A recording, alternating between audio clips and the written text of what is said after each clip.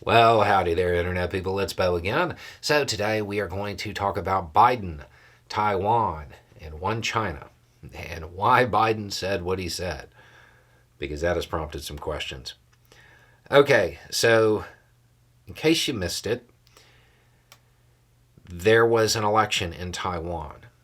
The people of Taiwan, they elected a new leader. That leader is somebody that China really doesn't like. That leader is somebody who, in the past, called for independence. Almost immediately, Biden came out and was like, we do not support independence, right away.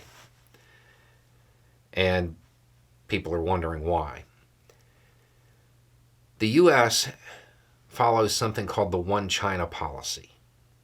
Sure, we have unofficial ties to Taiwan. We have a very robust unofficial relationship, I believe is how State Department defines it.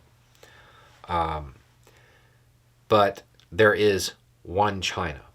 This is a policy that goes back to the 70s.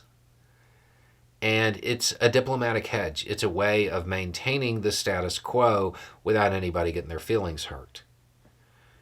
The U.S. supports Taiwan under certain circumstances. But there is one China.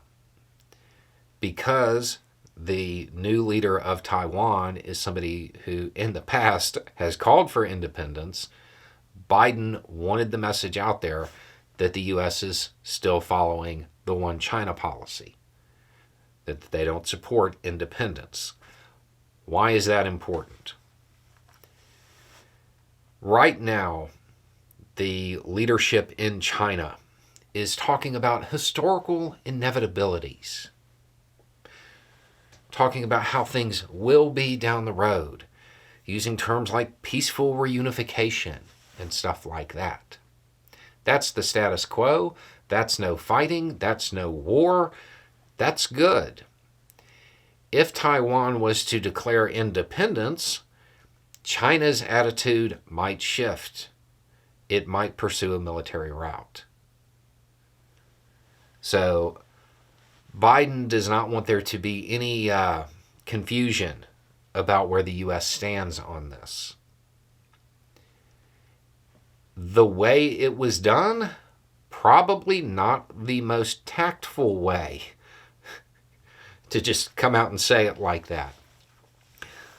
But it was the most immediate, most direct, and most importantly, it was the most likely to also be seen by China, who is probably, they're probably a little tense right now.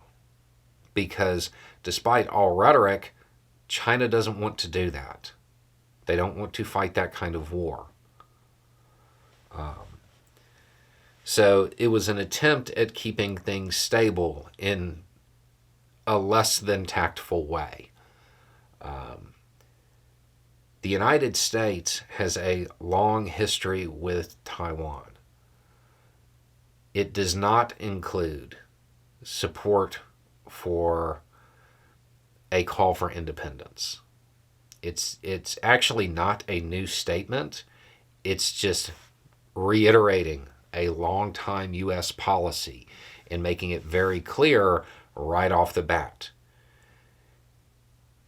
I think there might have been some concern that the new leader in Taiwan might say something,